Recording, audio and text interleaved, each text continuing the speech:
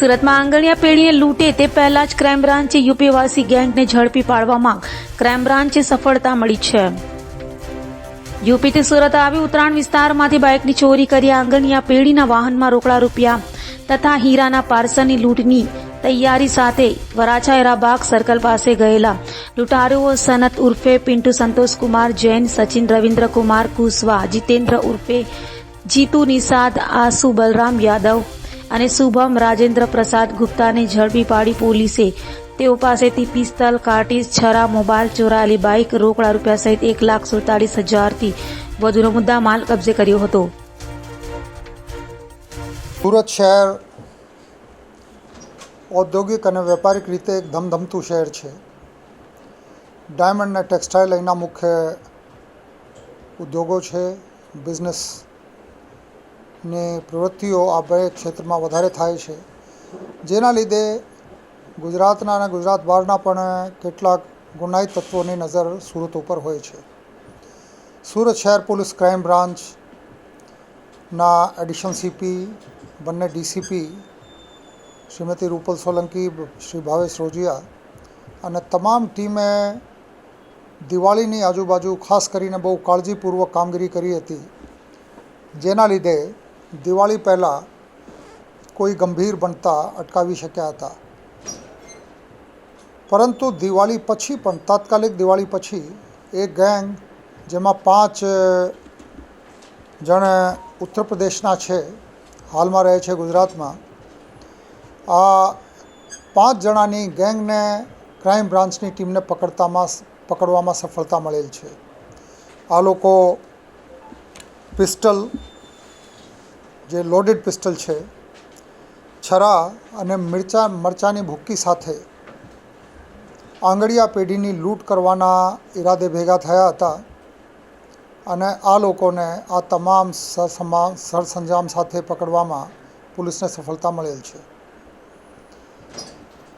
Crime બ્રાન્ચની team, ખાસ કરીને અમારા એક કોન્સ્ટેબલ ચંદ્રદીપસિંહ, એને આ ઇન્ટેલિજન્સ મળી, બાતમી મળી, જેના આધારે તમામ અધિકારીઓ અને ટીમોએ મહેનત કરીને આ લોકોને આ હથિયાર, મરચાની ભૂખી, છરા, લોડેડ પિસ્તલ સાથે પકડી પાડ્યા છે. આ લોકોના પ્લાન એવા હતા કે હીરાબાગ સર્કલ પાસે જય ગોપાલ નામની ટ્રાવેલ્સમાં જે આંગણિયા પેઢીની બસો અને માણસો આવતા હોય છે,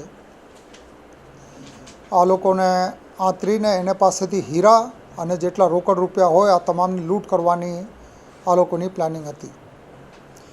આ લોકોએ આ કામગીરી માટે લગભગ 7 દિવસ પહેલાં યુપીથી સુરત આવ્યા અને આવ્યા પછી ઉત્તરાયણ વિસ્તારમાંથી એક મોટરસાઇકલ ચોરી કરી. આ મોટરસાઇકલ પણ મળી ગયેલ છે, આ ગુનો પણ ડિટેક્ટ થઈ ગયેલ છે અને ધાડ પાડવાની તૈયારીના જે IPC 399ની કલમ હેઠળનો ગુનો છે, આ કલમ હેઠળ આ લોકોની ધરપકડ કરવામાં આવી છે. જે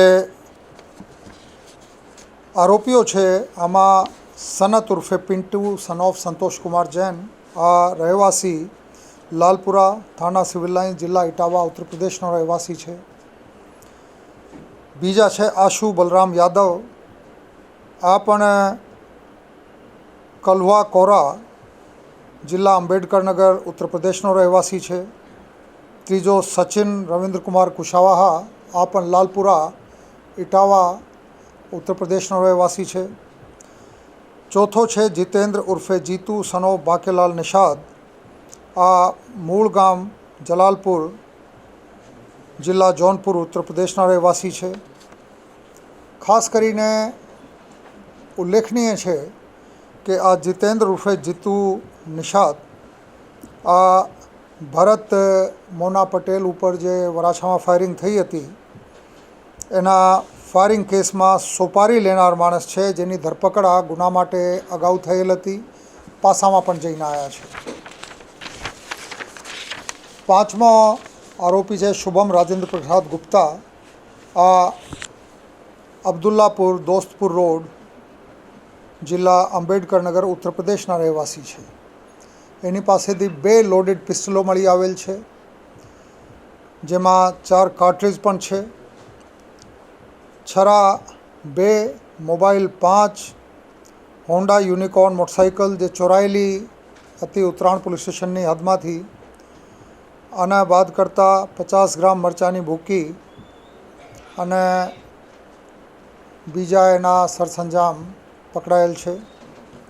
આરોપીઓની એમો એવી છે કે આ લોકો આંગળીયા પેઢીના માણસો જે બસોમાં ટ્રાવેલ કરે છે એની રેકી કરે, એના સામાન કેવી રીતે આપ લે થાય છે, કેવી રીતે આ લોકો પછી લઈને જતા હોય છે, કયા વાહનમાં હોય છે, આ બધી સ્ટડી કર્યા પછી એને આતરીને એના ઉપર મરચાંની ભૂકી છાંટીને, છરા બતાવીને, જોડાવીને અને કોઈ પ્રતિકાર કરે તો એના ઉપર ફાયરિંગ સુધા કરવાની તૈયારી આ લોકોની છે અને અગાઉ આ પ્રકારના કેસોમાં ફાયરિંગ કરીને મોત પણ નિપજાવેલ છે.